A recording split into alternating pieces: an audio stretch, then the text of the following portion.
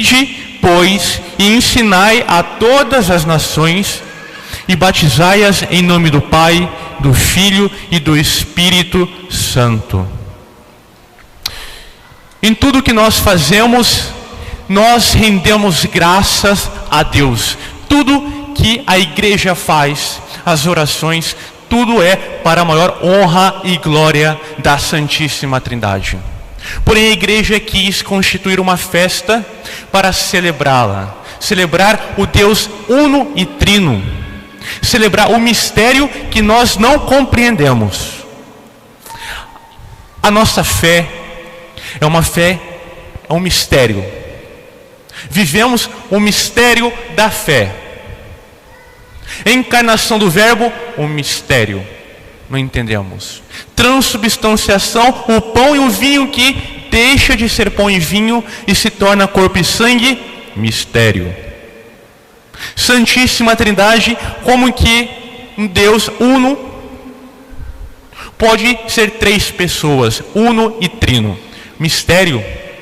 Mas o que é um mistério? Mistério é aquilo que nós não conseguimos compreender, não cabe na nossa inteligência. É como um lusco-fusco. Aqueles que dirigem o entendem bem. É como dirigir pela manhã, antes do sol nascer, e ali não enxergamos direito o que está à nossa frente. Vemos, mas também não vemos. Vemos com dificuldade. Não conseguimos distinguir as coisas. Dirigir ao crepúsculo, o sol se pondo, é difícil. Não enxergamos bem. É um mistério. É assim também. O mistério é aquilo que nós não conseguimos compreender. A boca não consegue proclamar, não consegue falar, porque o entendimento, a nossa inteligência, ela não consegue captar a grandeza, a imensidão do objeto da nossa adoração, que é Deus. Os olhos não conseguem ver, os sentidos não sentem. Esse é o mistério. Porém, não somos como aquelas religiões mistéricas do paganismo, que tinham mistérios, segredos, que não podiam ser revelados. Eram somente segredos revelados aos iniciados, aqueles que foram batizados, entronizados naquela seita. São as religiões mistéricas. Não, nós não temos nada para esconder. Porém, a nossa compreensão de Deus e da Trindade, de forma muito especial, é muito limitada. Nós não podemos fazer como os racionalistas fazem. Os racionalistas querem reduzir Deus imenso, infinito, e querem reduzir para que Deus caiba na caixinha do nosso entendimento. Não é nós que vamos a Deus e nos perdemos nele. É Deus que vem e se encaixa na nossa compreensão de Deus. Não é. A nossa religião não é essa. Não é a religião dos racionalistas. Quem já escutou vai escutar de novo. A história de Santo Agostinho. Certa vez Santo Agostinho estava caminhando à beira da praia, pensando, refletindo, como pode um Deus ser uno e trino, ser o Pai, o Filho, o Espírito Santo? Como? Então, na beira da praia, ele viu uma criancinha cavando um buraco e com um balde pequenininho ia do mar, enchia a água, ia para o buraco, despejava. Ia para o mar, enchia, voltava para o buraco, despejava. Ia para o mar, enchia, voltava para encher o buraco na areia. E Santo Agostinho fica incomodado com aquilo. E chega até o rapazinho: ei menino, o que você está fazendo? Aí o menino diz: eu estou querendo encher este buraco com toda a água do mar. Santo Agostinho, como qualquer um de nós, mas isso é impossível. É impossível encher esse pequeno buraquinho na areia com toda a água do oceano. Então o menino vira para Santo Agostinho e com uma voz muito firme diz: Agostinho, Agostinho, é mais fácil encher este buraco com toda a água do mar do que você entender o mistério da Santíssima Trindade. E o menino some. Não dá. Deus é grande, é imenso. Essa é a nossa fé. Os ateus, pobres ateus, eles zombam de nós, né? Como ter fé em algo que não existe ou em algo incompreensível? Coitado. Na verdade, os ateus, eles têm mais fé do que nós.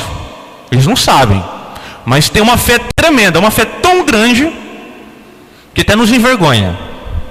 Eles querem que acreditemos que o mundo, por exemplo, vem do acaso, da bagunça, como se não houvesse uma inteligência organizadora. Eles querem que do caos quer que o caos explique toda a perfeição da criação. Meu Deus, isso é pedir muita fé. Não consigo dar esse tipo de fé a um ateu. Pede uma fé tão grande que nós, crentes, não conseguimos dar. Querem que da bagunça, do caos, da desordem saia a ordem. É querer jogar um baralho para cima e que ele caia todo organizado em um castelinho na mesa. É muita fé. Pela razão, é verdade, Deus nos deu a razão e pela razão conseguimos chegar e saber que há um Deus. A razão diz, olha, olhando para a criação, olhando para as coisas conhecidas neste mundo, podemos chegar em Deus. Podemos olhar para a perfeição do universo, para a perfeição do cosmos e saber, peraí, não veio do acaso. Uma inteligência muito maior criou. É capaz. E a razão vai, tenta, chega, vai e de repente ela para. Desculpa, aqui eu não consigo passar mais. Uma hora a razão tem que se render. Porque não dá. Tudo o que nós sabemos agora é pela revelação. Deus nos deu a razão e somos capazes sim de identificar que há um Deus Criador. Mas quando o nosso Senhor se encarna, Ele nos revela que existe um Deus, mas que Ele é trino, que Ele é o Pai, que é o Pai que gera o Filho eternamente, que tem um Filho que é gerado eternamente e que do amor do Pai pelo Filho procede também eternamente o Espírito Santo. Na nossa compreensão humana é um pouco difícil, porque o Pai é sempre mais velho e o Filho mais novo. Mas na lógica do mistério, é eterno. É o mistério da nossa fé. E nosso Senhor, Ele manda que todos sejam batizados. Ele dá a ordem, é um imperativo que Ele dá aos apóstolos: ide pelo mundo inteiro, ide entre as nações e ensinai-as. Ensinai tudo o que eu ensinei, que vos ensinei, e batizai-as em nome do Pai, do Filho e do Espírito Santo. Essa é a ordem de nosso Senhor. Ele quer que todos sejam marcados como um sinete que marca e não some. Porque o batismo é isso, é um sacramento que na teologia chama de um sacramento que imprime caráter. Recebemos uma vez e uma vez fica. Uma vez marcados com o sinal da Trindade, ficaremos assim eternamente, para o céu ou para o inferno. É de lamentar, mas há cristãos no inferno marcados com o sinal da Trindade. É de lamentar. E Ele manda, nosso Senhor manda: ide entre as nações. Porque todo aquele que crer e for batizado se salvará. Mas aquele que não crer perecerá. Ele nos manda. E nosso Senhor promete: vou ficar convosco até o fim dos tempos. Até a consumação dos tempos estarei com a minha igreja. E depois no céu congregarei, reunirei toda a minha igreja. Deus espera, nosso Senhor quer nos encontrar lá no céu depois. Então Ele manda os apóstolos ir de pregar. Os apóstolos morreram, era de se esperar. Então os apóstolos legaram isso aos seus sucessores. Pedro legou ao segundo Papa, ao seu sucessor, os bispos, os padres. Nós, todos nós, temos a obrigação, é o imperativo de Deus. Temos que anunciar o Evangelho. Temos que anunciar Deus no mundo. O mundo está cada vez mundano, é até engraçado dizer assim, cada vez mais secularizado. Estamos passando por uma secularização tão grande. Os países, as nações que eram cristãs, apostataram da fé. E o Brasil está indo junto.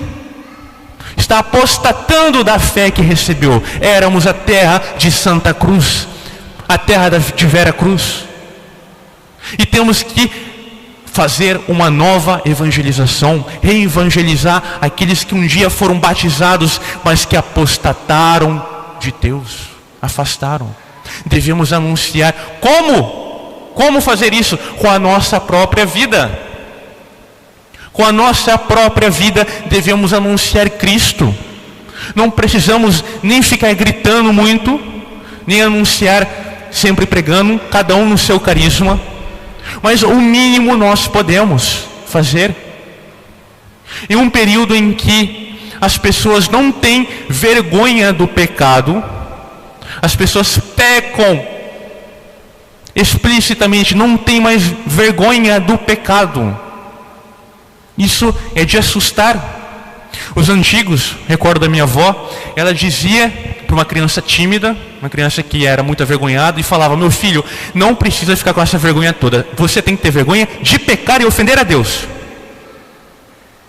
De pecar e ofender a Deus temos que ter vergonha. Mas as pessoas hoje perderam isso, ofendem.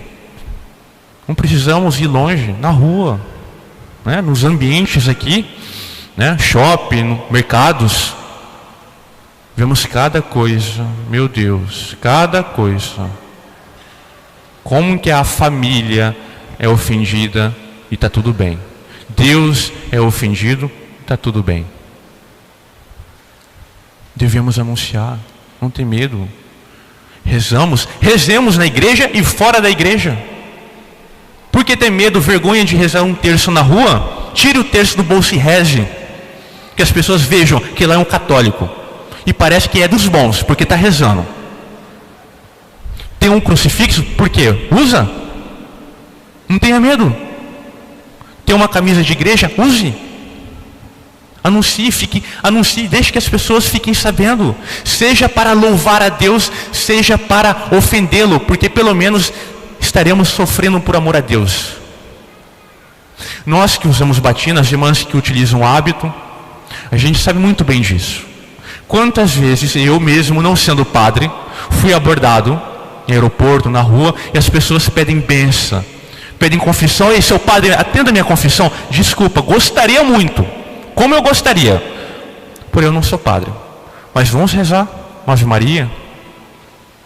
Que bom, as pessoas louvam, que bom ter um padre aqui, sentem segurança quando vem uma irmã.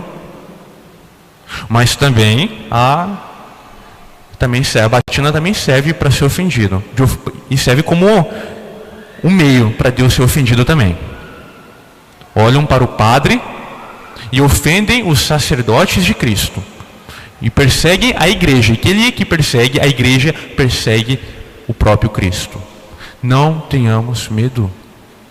Não podemos ficar acomodados. O problema do católico de hoje é um medo de querer incomodar. Eu vou ficar quietinho aqui e não vou incomodar. Vou viver a minha fé, né, quase clandestina. Ninguém precisa ficar sabendo. Esse é o tipo de religião que o mundo quer. Que você viva. Ótimo, tem uma religião, que bonito, cristianismo. Mas então tá, não incomoda muito não. Fica quieto. Tá? Não pratique muito, porque começa a incomodar. né? Vem com essas coisas de dogma, né? De muita moralidade, né? Vem com esse papinho de, né, modéstia, vem com essa conversa de Deus, não, está incomodando, fica quieto. E somos tentados a ficar assim. Somos tentados a ficar acomodados. Amados irmãos e irmãs, peçamos a Nossa Senhora, peçamos aos mártires, aos santos, aos apóstolos. Eles foram destemidos, corajosos. O sacramento do crisma é aquele que nos marca como soldados de Cristo. O soldado luta, ataca, defende. Peçamos a Deus que preguemos e anunciemos o Evangelho oportuna ou inoportunamente, incomodando ou não incomodando, gostando ou não gostando, devemos anunciar de alguma forma. Amém. Louvado seja nosso Senhor Jesus Cristo. Para sempre seja louvado. Em nome do Pai, do Filho e do Espírito Santo. Amém. Fiquemos todos de pé.